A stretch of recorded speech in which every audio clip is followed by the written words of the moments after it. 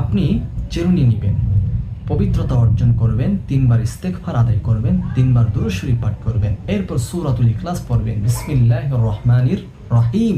কুল হুয়াল্লাহু আহাদ আল্লাহুস সামাদ লাম ইয়ালিদ ওয়া লাম ইউলাদ ওয়া লাম ইয়াকুল লাহু কুফুয়ান আহাদ। এরকম ভাবে সূরাতুল ইখলাস পাঠ করে যার জন্য আমলটি করছেন তার নাম নিয়ে চিরুনিতে একটি ফু দিবেন।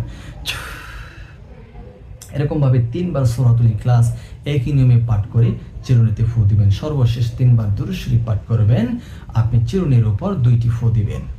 সম্মানিত দর্শক, এখন আমি জানিয়ে দিব আমলটি করলে কি হয়।